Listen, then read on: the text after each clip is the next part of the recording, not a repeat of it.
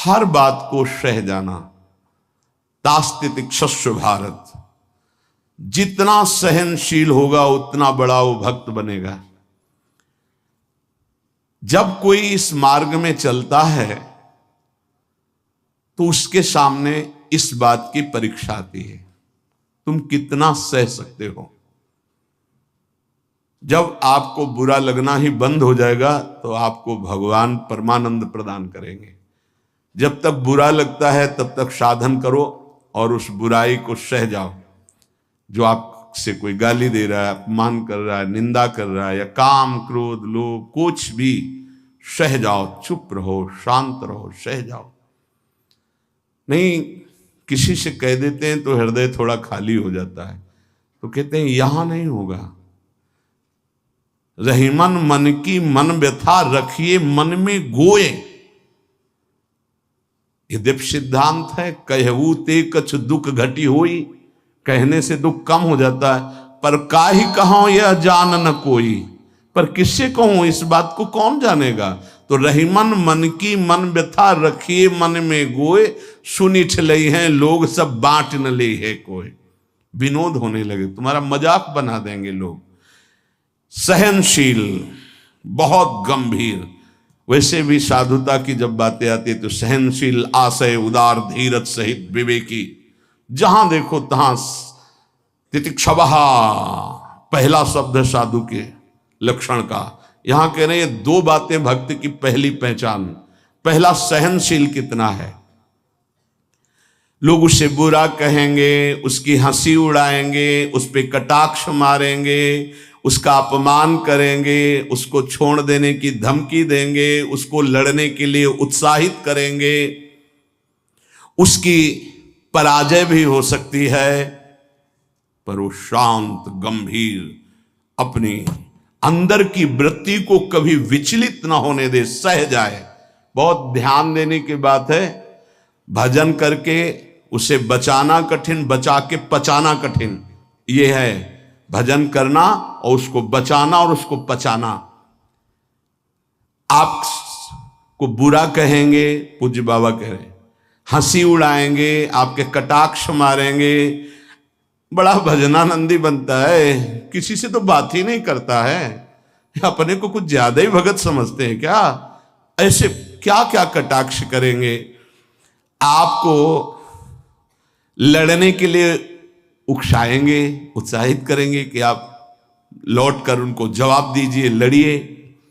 वो ऐसा महसूस करवाएंगे कि आप हार गए, चुप हो गए, आप दब गए। चुप हो जाओ, हार जाओ, हरे को हरि नाम, मौन होकर चुपचाप सह जाओ। इस गुण से अध्यात्म की उन्नति बहुत जोर की होती है। सहिष्णु, सहनशीलता, तितिक्षा, इनको एक ही शब्द के पर्यायवाची है। सहत सहत बाढ़े भगत गृह तन गुरहित गार, सेवक जी महाराज कहते हैं। और जिसके अंदर सहनशीलता नहीं है तो वो केवल परमार्थ का आडंबर करेगा, स्वप्न में भी आध्यात्मिक उन्नति नहीं हो सकती। जागृत की तो बात जाने दो, पकड़ लीजिए। सबसे पहला लक्षण सहन करना। ये आप संकल्प कर ले कि जीवन में सब कुछ सहन करना है मुझे। जो सह गया सो साधु, जो टूट गया वो विषयी। यही बात हमको एक शराबी ने समझाई थी ब्रह्मावर्त बिठूर में। ए देखो, तिल तिल ये छवि काटी गई तो आज भगवान बन के पूज रही। ए बच्चा, टूटना नहीं। क्या भगवान का बाहरी स्वरूप था। वो बाहरी तो ऐसे मदिरा पान की एक लीला करते ही दिखाए, लेकिन जब उपदेश मिला तो प्रणाम करके अंदर सोचा भगवान न जाने किस स्वरूप में। और वो शब्द जीवन में नहीं भूला। खास बात होती कि जैसे ऐसे कोई बोल रहा है तो वो शब्द जीवन में नहीं भूला। ये टूटना नहीं, टूटना नहीं, कैसी भी परिस्थिति हो टूटना नहीं। यहां भी कह रहे जो सहिष्णु नहीं, सहनशील नहीं, वो आध्यात्मिक उन्नति जागृत की तो बात जाने दो, स्वप्न में भी नहीं होगी। कुछ नहीं हाथ लगता, आडंबर केवल रहता है। अतः भक्त को अधिक से अधिक नाम जप के द्वारा ये शक्ति बढ़ानी चाहिए सहन करने की। कितना भी कुछ भी अंदर कोई विकार, मनोवेग, वाणी वेग, उदर वेग, जनेन्द्रीय वेग, कोई भी वेग, सब चुपचाप सह जाओ। ये मार्ग है सहन करने का, सहन करने का। भगवत प्राप्ति का जो मार्ग है वो सहन करने का मार्ग है। शांत, अपने मन की बात किसी से भी मत कहो। कहो तो केवल प्रभु से कहो, अगर कहना ही है, नहीं तो कहने की जरूरत नहीं, वो देख रहे हैं, उन्हीं का विधान रचा हुआ है, उनसे क्या कहना। वो भोरी सखी का एक पद में है ना, दिल दे करके दिल की सुख दुख की बातें क्या कहना, जब दिल ही दे दिया तो क्या सुख दुख की बातें कहना। पहला तो ये हुआ सहिष्णु, सहनशीलता, और दूसरा नाम जप। ये दो से भक्त की पहचान, दो चीजें। निरंतर नाम जप हो रहा है कि नहीं, हर प्रकार के आक्रमण को आप सह रहे हैं कि नहीं, बस यही भक्ति की पहचान। और तो सब लक्षण आ ही जाते हैं। नाम में जितनी अधिक शक्ति है उतना कोई वर्णन ही नहीं कर सकता।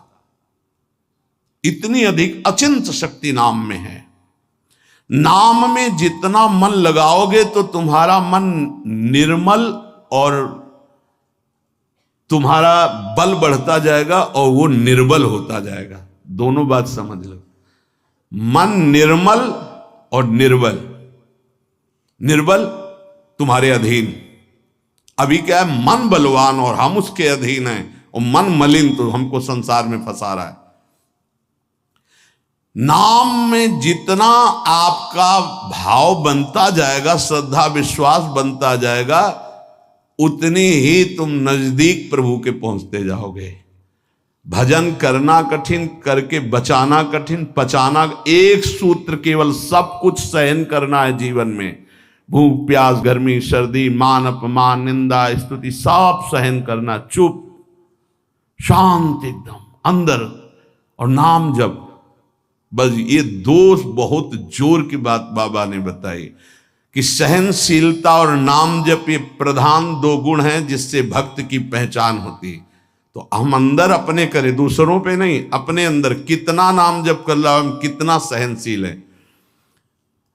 जब नई नई अवस्था में साधन में आए थे तो ये मनाते थे कि कोई अपमान करे, देखे कैसा लगेगा। कोई अपमान करे, फिर भगवान ने बड़ी कृपा की, बहुत अच्छे अच्छे शब्दों के स्वागत हुई, तो हृदय में भी अब कैसा लग रहा है। एक समय ऐसे सीधे गंगा के किनारे जा, सामने से बड़ी गालियां और बड़े कटु वाक्य, ऐसे वैसे क्या क्या बातें, शांत एकदम चुप। कैसा लगा। मांगते थे कि प्रभु कभी अपमान हो तो कैसा लगेगा, कैसा लगा, शांत मन। हाँ चलो ठीक है, आगे चलो। भगवान कृपा करके देते हैं। संत जन इसी से समझते कि हमारे ऊपर कितनी कृपा है। जब हमारा कोई अपमान करे, हमें गुस्सा ना आवे, कोई विकार हमारे अंदर आवे, गलत चेष्टा ना हो, उसको सह गए, तब बड़ी कृपा श्री भगवान की हमारे ऊपर है। संसार का चिंतन तो सारी दुनिया करती है, यदि भक्त भी संसार का चिंतन है तो किस बात का भक्त है। अगर दो चीजें लानी है, सहनशीलता और निरंतर भजन, तो ये 6 साधन हैं। ये 2 महान सद्गुण प्राप्ति के, भक्त के 2 महान सद्गुण, सहनशीलता और निरंतर नाम जप। अगर ये बात तुम्हें लानी है तो ये 6 साधन पूज्यपाद उड़िया बाबा जी महाराज बता रहे हैं। पहला, हल्का भोजन। पहला प्रहार भोजन पर किया है, और सच्ची बात है, और आप लोग भी अनुभव किए होंगे अगर भजन में चित्तवृत्ति लगाए हैं। पेट में वजन ज्यादा, भजन कम। देख लो, आप खुद देख लो। हल्का भोजन, इतना हल्का कि आप भोजन पाकर बैठे और आपको महसूस ना हो कि आपके पेट में वजन है, इतना भोजन पाया। होता है जैसे 5 रोटी पाने की आपके पेट में क्षमता है तो 3 पाए, 5 पाने की क्षमता 7 पा गए, तब तो फिर 7.5 शनिचर आ ही जाएगा बुद्धि में, नहीं आ जाएगा। बिल्कुल प्रमाद आ जाता है, पक्का प्रमाद आ जाता है। धन्यवाद है उन उपासकों को जो एक दिनचर्या में रहते हैं। हाँ ठीक है, 1 चम्मच खीर डाल दीजिए, 1 पीस से डाल, बस दोबारा हमसे मत पूछना, बस वो अपनी निष्ठा में रहते हैं। ये आहार विहार ही भजन में सबसे ज्यादा सहयोगी है और बाधक भी है।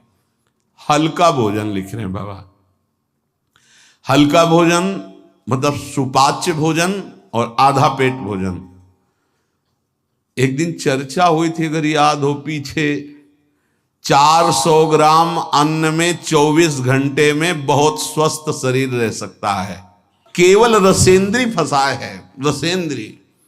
हमें लगता है कि अगर हमें जीवन उछाल उत्साहित और बहुत सात्विक रखना है तो हल्का भोजन। दूसरी बात, प्राण संयम। ये जो बहुत जल्दी जल्दी श्वासें चलती हैं, इससे भजन में बड़ा बाधा पड़ती है। एक आराम से श्वास खींचिए, कितनी बार राधा नाम जपते हैं, फिर आराम से छोड़िए, कितनी बार छोड़ते हैं।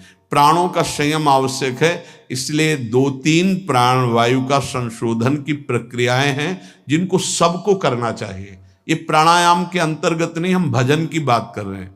आराम से बैठ जाओ, ऐसे दोनों स्वरों से वायु खींचो, कोई हाथ वाथ लगाने की जरूरत नहीं, पूरी खींचाओ और एकदम छोड़ दो। 7 बार किया एक बार में, 4 बार ऐसा करो, आप देखना एक ये प्रक्रिया है, कोई हाथ लगाने की जरूरत नहीं। प्राणवायु का संशोधन, खींचा, रोक लिया, नाम जप कर रहे हैं, एकदम प्राण व्याकुल, छोड़ दिया। एक ये है आंतरिक कुंभक और एक बाह्य कुंभक, खाली किया, नाम जप करे बैठे, फिर तुरंत खाली किया, फिर रोक लिया, इसे बाय 3 बस कर लीजिए आप देखिए आपके फेफड़े, आपकी छाती, आपका प्राण संयम। कोई हम ये नहीं कह रहे ऐसे ऐसे करने की, और ये मात्र 2-2 मिनट का अभ्यास कर लीजिए, क्या जाता है ऐसे आराम से बैठ के, कोई जान भी नहीं रहा कि आप प्राणवायु का संशोधन कर रहे हैं। पर मेरुदंड सीधी होनी चाहिए।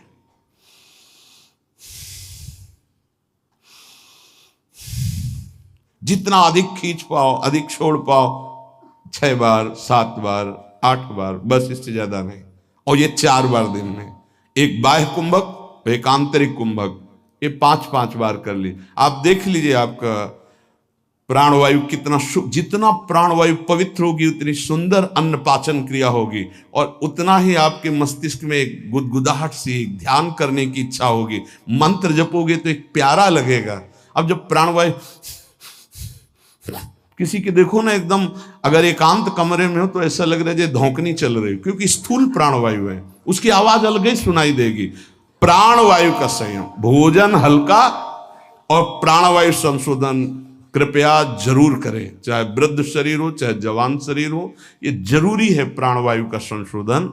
अपने तो किडनी खराब हो गई, तब से बंद हो गए, नहीं तो 45 मिनट केवल प्राणवायु संशोधन होता, तो 45 मिनट व्यायाम, और उस समय केवल भगवदा का नाम चलता था। 1 सेकंड के लिए ऐसा नहीं कि प्राणवायु संशोधन करे, नाम छूट जाए, या व्यायाम करने नाम छूट जाए। तीसरा, कम बोलना, क्योंकि नाम चलाना है और सहनशील होना है। देखो, जब हम अपनी कमजोरी किसी से कहते हैं तो कमजोरी हम पर बढ़ती है और दूसरा हमारा उपहास करता है। इसलिए अपनी कमजोरी तो बोलनी नहीं, और कोई बात भी करने की जरूरत नहीं है। थोड़ा बारा व्यवहार में आवश्यक हो तो उत्तर दे दीजिए, कम बोलना सीखें।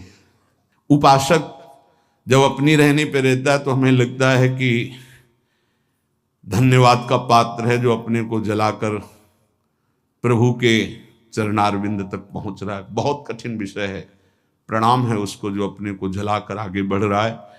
कम बोलना, तीसरा। चौथा, किसी से कोई भी इच्छा न रखना, न व्यक्त करना। ये 2 महान सद्गुण आ जाएंगे, सहनशीलता और निरंतर भजन। किसी से कोई इच्छा, आप आज क्या पाएंगे? नहीं, आप क्या पाएंगे? जो श्री जी की इच्छा नहीं। वैसे आपको पसंद क्या है? राधा राधा राधा। नहीं भोजन में क्या पसंद, यही आहार है हमारा। कभी भी कोई शब्द ना निकलने पाए तो आज फिर मुंगौड़ा बन जाए, ऐसा नहीं। कोई देखो, अगर आपको वास्तविक मार्ग को प्राप्त करना है तो सिद्धांत है, कोई भी इच्छा है भी तो प्रकट नहीं करना हो। आप देख लेना, अगर श्री जी को मूंग के मुंगोड़ा ही पवाने हैं ना प्रसाद में, तो आपको मिल जाएंगे कहीं ना कहीं से। मांगने की जरूरत नहीं, कहने की जरूरत नहीं, इच्छा व्यक्त करने की जरूरत नहीं। पांचवा, जो इंद्री बहुत लालायित हो गई और उसका विषय आ गया हो तो उसका संसर्ग ना होने देना। देखो, जैसे वो दो सद्गुण कठिन है तो उनको लाने वाले साधन भी बहुत कठिन है। किसी भी इंद्री की बहुत इच्छा हुई और वैसे ही संयोग आ गया, कोई भी इच्छा, हर इंद्री में अपनी इच्छा रहती है, प्रबल इच्छा हुई और प्रारब्धवशात माया ने वही संयोग बना दिया, लो खाओ। और आपको पता है कि ये मेरे हृदय में बिल्कुल चल रहा था, कैसे मिले और वो मिल गया, तो खुश नहीं होना। बोले संसर्ग नहीं होने देना, पाने नहीं हटा देना है। इतनी हिम्मत है।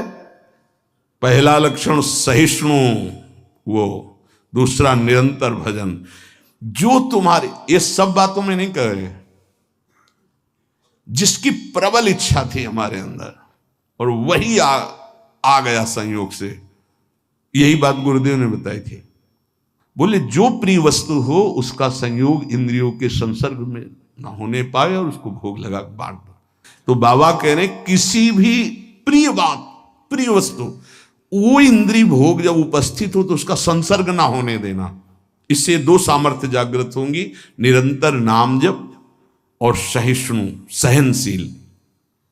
और वाणी पाठ और अपना जो संत समागम है, इसके सिवा अकेले रहने का स्वभाव बनाना। इसमें भी जो अपने प्रियजन, परिवार के जन, उनको लगने लगता है अकेले बैठे क्यों रहता है। अरे वो अपने साधन में बैठा है, उसके लिए डिस्टर्ब थोड़ी होना कि अकेले क्यों बैठे। धन्य भाग है, जैसे अपने लोगों को सूचना मिलती कि वो एकांत ही चुपचाप बैठा रहता, तो अपने को पता है, अपना हृदय शीतल होता है कि सही मार्ग है, सही मार्ग है। एकांत देश में रहने का स्वभाव होना, प्राणों का संयम होना, भोजन बहुत हल्का सात्विक होना, कम बोलना, किसी भी तरह से अपनी इच्छा को किसी के सामने प्रकट ना करना। अगर हमारे अंदर इच्छा, छठवां, अगर हमारे अंदर इच्छा आ ही गई है और उसके अनुसार प्रारब्धवशात संयोग बन जाता है उस भोग का, तो इंद्रियों का संसर्ग ना होने देना। इन 6 साधनों से ये 2 बात महान भक्त के अंदर आ जाएंगी कि वो सहनशील हो जाएगा और उसका निरंतर नाम जप चलने लगेगा। भक्त वही है जो प्रभु के नाम को परम धन, परम जीवन मानता है और हर समय ऐसे नाम जप में लगा रहता है जैसे संसारी पुरुष धन कमाने में। जो जितना भगवान नाम का संग्रह कर लेगा वो उतना ही उच्च भावना वाला बन जाएगा। भक्ति से क्या मिलता है जानते हो? भाव की ऊंचाई। बाजार में वस्तु का अगर भाव ना हो तो सड़ती रहती है, ऐसे ही भक्ति से भाव प्रकट होता है। भावहीन पुरुष सड़ता रहता है, नरकों में दुर्गति होती रहती है। अगर मनुष्य शरीर में भी है, वो विविध प्रकार की दुर्वासनाओं से सड़ता रहता है, जलता रहता है।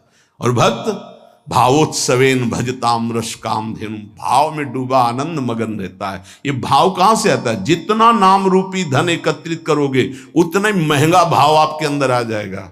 बोले ये तो प्रिया प्रीतम की लीला में डूबे रहते हैं, भाव कहां पहुंचा दिया? अभी कहां है? काम भाव, क्रोध भाव, लोभ भाव। अभी तुम्हारा भाव गिर गया, भाव उठाओ। तो बोले कहां है? बोले प्रिया प्रीतम के भाव में। बोले ये कहां है? बोले काम भाव में, क्रोध भाव में, लोभ भाव में। भाव ही सब कुछ है। भगवान को पुकार करके साक्षात सामने प्रकट करने की सामर्थ्य भाव में ही है। भाव पूरित टेर ही करती मुझे लाचार है, भाव बिन सुनी पुकारे मैं कभी सुनता नहीं। बात ध्यान करो, भाव सारा। और ये भाव कहां से आता है? पूज्य उड़िया बाबा कह रहे, जो भक्त जितना अधिक नाम जप कर लेता है उतना ही बढ़िया भाव उसका बन जाता है। जो नाम कीर्तन पर विश्वास करता है कि नाम कीर्तन कर रहा हूं तो मेरे प्रभु यहीं बैठे सुन रहे हैं, भक्त का सदैव ऐसा भाव रहता है। मैं पद गायन कर रहा हूं, मेरी प्रिया लाल मुस्कुरा रहे हैं, वो सुन रहे हैं। बाणी श्री ध्रुवदास जी की सुन जोरी मुस्कात।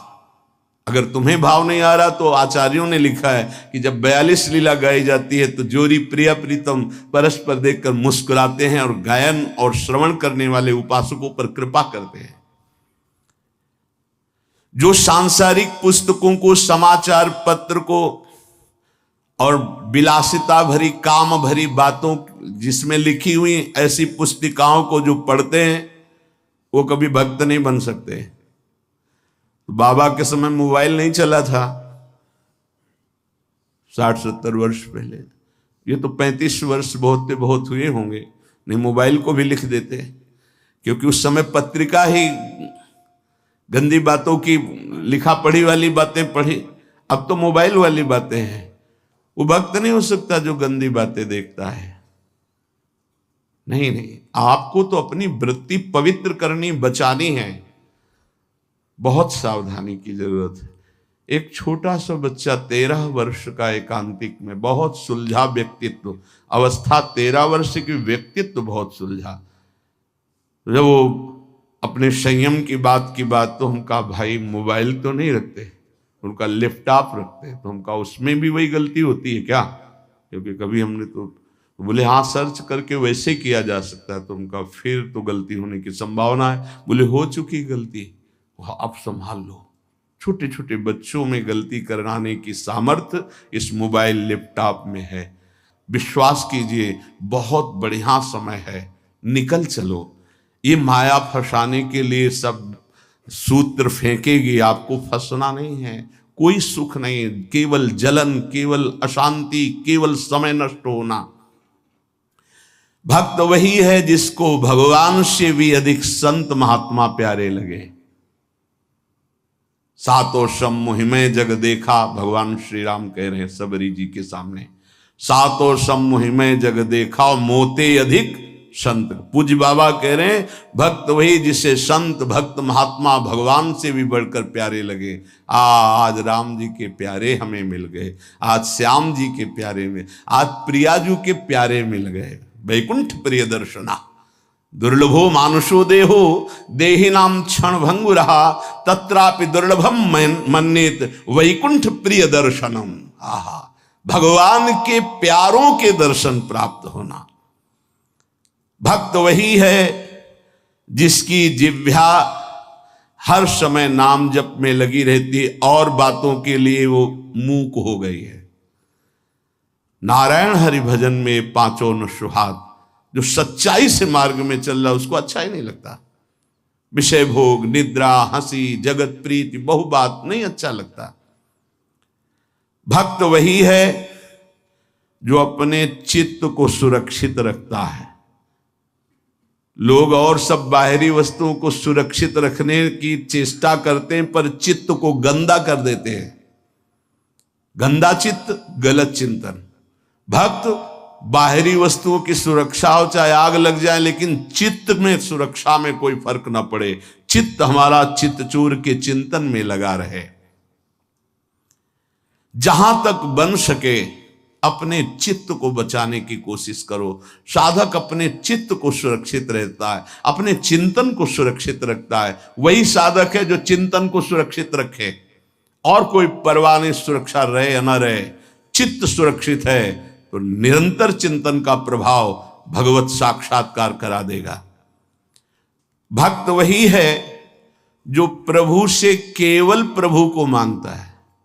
ध्यान दीजिए, भक्त वही है जो प्रभु से केवल प्रभु मांगता है कि आप चाहिए आप, हमें और कुछ नहीं चाहिए, बस आप मेरे हैं, मैं ऐसा मस्त रहूं, बस ये हमें चाहिए और कुछ नहीं।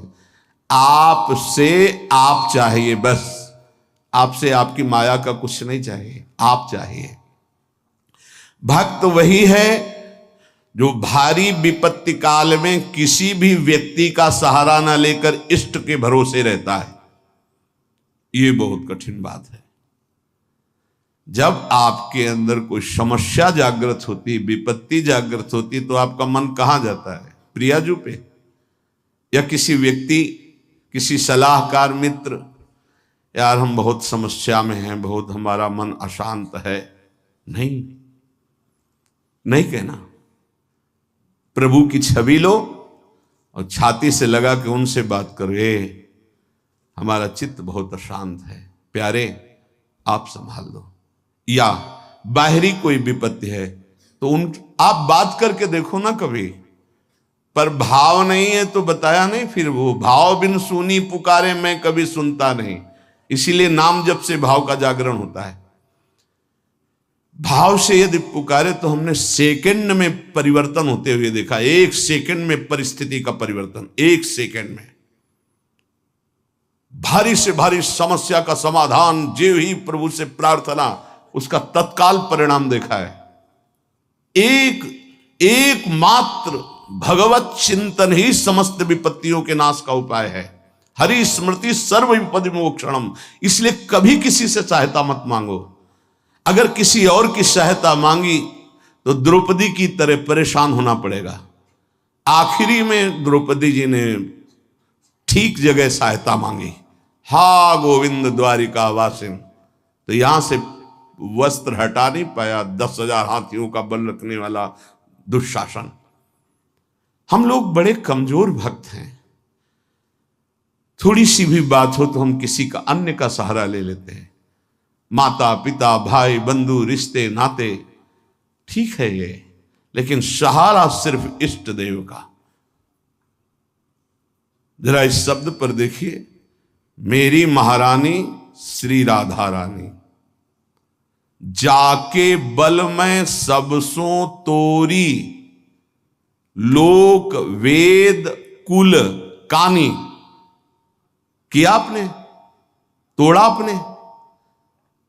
सबसों तोरी लोक वेद कुल कानी, तब असलियत में मेरी महारानी श्री राधा रानी। बाबा कह रहे हैं भक्त वही है जो भारी विपत्ति काल में किसी भी व्यक्ति की सहायता के लिए न देखे, केवल प्रभु की तरफ। अब वो क्या रूप रख करके आते हैं वो देखेंगे, लेकिन किसी अन्य आश्रय में ना आ जाए, नहीं तो हमारी भक्ति बाधित हो जाएगी। प्रहलाद जी ने किसी को पुकारा क्या? किसी भक्त के जीवन में देखो, किसी के पास गए क्या हाथ जोड़ के कि जमींदार या बादशाह या किसी, कि आप हमारा सहयोग कर दो? नहीं, प्रभु देखेंगे। और वो ऐसे अंतिम समय तक कोई सहयोग नहीं कि अब अगला कदम जाएगा ये गिरेगा, और उसी कदम पे प्रभु ऐसे बस आखिरी दम तक वो देखते कि शायद कोई अंदर से पुकार पड़े किसी और को। जब देखा कि बस वो पकड़, आप निहाल हो गया, विपत्ति नहीं अब संपत्ति घेरेगी, अब कोई तुझे परेशानी नहीं, मेरी कृपा संपत्ति तेरे को सदैव दुलार करती रहेगी। पूज्य बाबा कह रहे हैं भगवान का सच्चा भक्त वही है जो भगवान से अधिक किसी को नहीं मानता। जड़ चेतन मनुष्य पशु पक्षी लोक लोकांतर मानता है तो सबको भगवत में मानता है, भगवान से बढ़कर किसी को नहीं मानता। फिर तुम किसी को अपना या पराया कैसे कह सकते हो? जब तुम श्री भगवान के हो तो तुम्हारा अपना कौन है? जब तुम श्री भगवान के हो, सम्य भगवान है, तो पराया कौन है? ये सूक्ष्मता समझिए। तुम भगवान के भक्त होकर किसी और को अपना कहते हो या किसी को पराया कहते हो, तो अभी सही भक्ति नहीं आई। ना कोई अपना और ना कोई पराया। कबीरा खड़ा बाजार में सबसे पूछे खैर, ना काहू सो दोस्ती और ना काहू सो बैर। ना कोई अपना और ना कोई पराया। यदि तुम किसी को बुरा कहते हो और किसी को भला कहते हो तो तुम्हारे अंदर भक्ति कहां है? राग द्वेष युक्त हृदय भक्ति वाला हृदय थोड़ी होता है। इसलिए इसको मिटाओ और मिटाकर समान भाव लाओ, ना कोई अपना ना कोई पराया। प्राणी मात्र में भक्त का राग द्वेष नहीं होता। भक्त भगवान के साक्षात विग्रह में दर्शन करता है। यदि धातु या पाषाण की भावना है तो अभी वो भक्त नहीं हुआ है, साक्षात मेरे प्रभु हैं। सर्वव्यापी ईश्वर तो ज्ञानी जन भी कहते हैं। भक्त की महानता है और सर्वव्याप्ता का भाव तो गौड़ रहे, मुख्य भाव रहे साक्षात विराजमान प्रभु है। भक्त का भाव समिट जाता है, सर्वव्यापी भाव होने के बाद वो समिट जाता है। ये दो गुण प्रधान रहते हैं और बहुत से गुण रहते हैं भक्त में, पर दो ये गुण प्रधान रहते हैं।